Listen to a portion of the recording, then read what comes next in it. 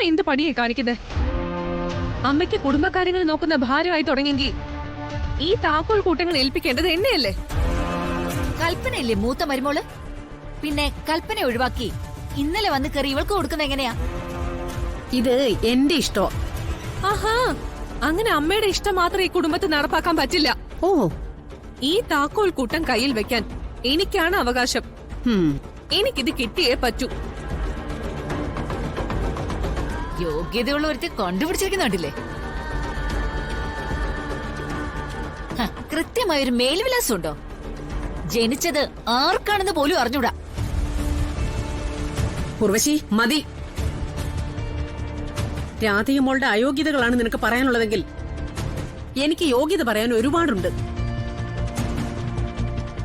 ഇന്നുവരെ ഈ കുടുംബത്തിന് വേണ്ടി നിങ്ങൾ ഒരു കാര്യം ചിന്തിച്ചിട്ടുണ്ടോ? പ്രവർത്തിച്ചിട്ടുണ്ടോ? കുടുംബത്തിലുള്ളവരെ തമ്മിൽ തല്ലിച്ചും അതിൽ നിന്ന് നേട്ടം ഉണ്ടാക്കാന്നല്ലാതെ എപ്പോഴെങ്കിലും ഒരു നല്ല പ്രവൃത്തി നിന്റെ ഭാഗത്തു നിന്നുണ്ടായിട്ടുണ്ടോ?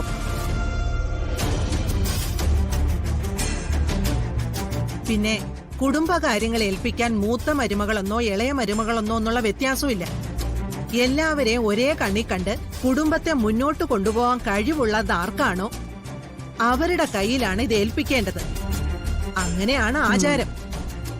മുത്തശ്ശി, ഇവളെ സഹായിക്കാൻ വേണ്ടി ആവശ്യമില്ലാത്ത ആചാരങ്ങളൊന്നും ഇങ്ങനെ വിളിച്ച് പറയണ്ട.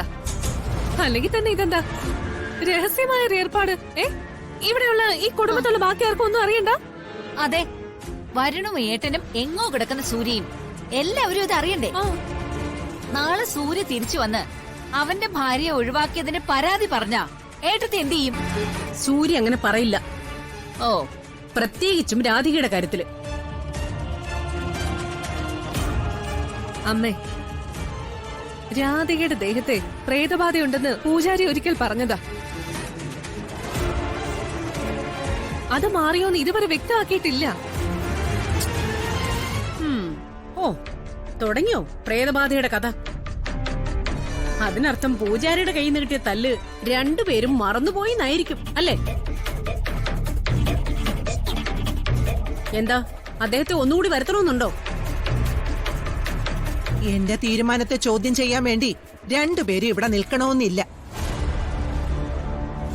നിങ്ങൾ എത്ര എതിർത്താലും ഇനി ഇത് സൂക്ഷിക്കാൻ പോകുന്നത് രാധിക മോള് തന്നെയായിരിക്കും.